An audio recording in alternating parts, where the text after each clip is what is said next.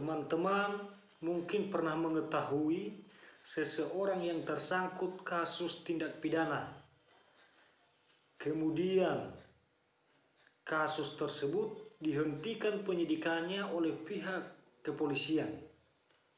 Nah, di sini kita akan bahas teman-teman, kita akan ulas secara bersama tentang dasar bagi pihak kepolisian untuk melakukan penghentian penyidikan terhadap suatu kasus tindak pidana. Simak ulasannya teman-teman.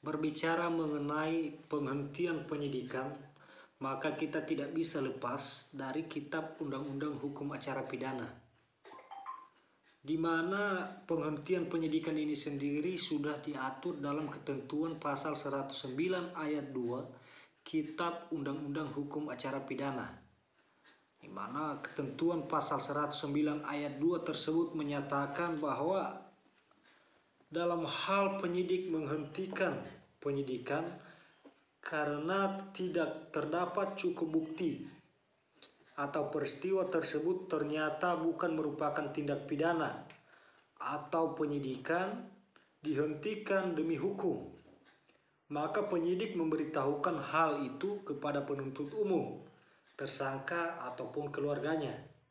Nah, dari ketentuan pasal 109 ayat 2 KUHP ini dapat kita simpulkan teman-teman bahwa alasan-alasan bagi pihak penyidik, dalam hal ini pihak kepolisian, untuk melakukan tindakan penghentian penyidikan ada 3. Yang pertama adalah tidak cukup bukti.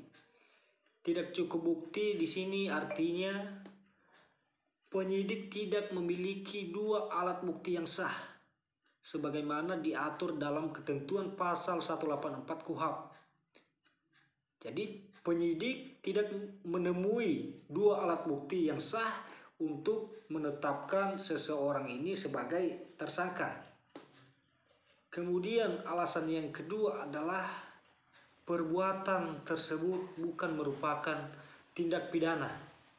Artinya perbuatan yang dilaporkan ataupun perbuatan yang disangkakan kepada seseorang ini ternyata bukan merupakan suatu perbuatan yang masuk ke ruang lingkup pidana.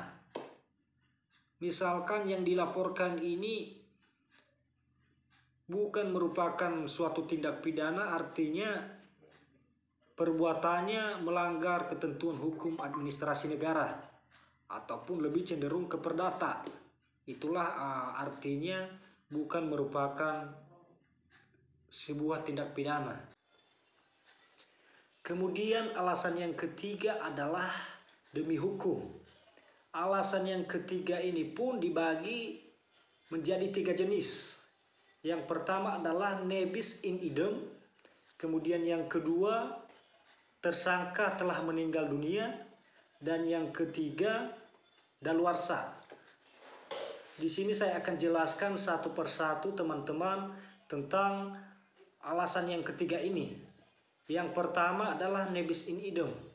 Yang dimaksud dengan nebis in idem ini adalah orang tidak boleh diproses sebanyak 2 kali dengan kasus yang sama. Tidak boleh seseorang itu dilaporkan sebanyak 2 kali dengan kasus yang sama. Itulah artinya nebis in idem. Kemudian tersangka telah meninggal dunia. Ketika tersangka ini sudah meninggal dunia, maka otomatis penyidikannya dihentikan. Karena orang yang diduga melakukan tindak pidana, yang disangkakan dengan pasal tindak pidana, sudah tidak ada. Kemudian alasan yang ketiga adalah daluarsa. Daluarsa ini merupakan ketentuan tentang batas-batas waktu dalam membuat laporan tindak pidana. Jadi ketika batas waktu melaporkan tindak pidana tersebut sudah lewat batas waktu, maka itu tidak bisa diproses. Mungkin Itu yang bisa saya sampaikan kepada teman-teman, dan semoga pemaparan ini bermanfaat bagi teman-teman serta menambah wawasan teman-teman semua. Dan jangan lupa ikuti terus channel ini agar tidak ketinggalan tentang informasi-informasi yang saya sampaikan melalui channel ini. Terima kasih, salam keadilan.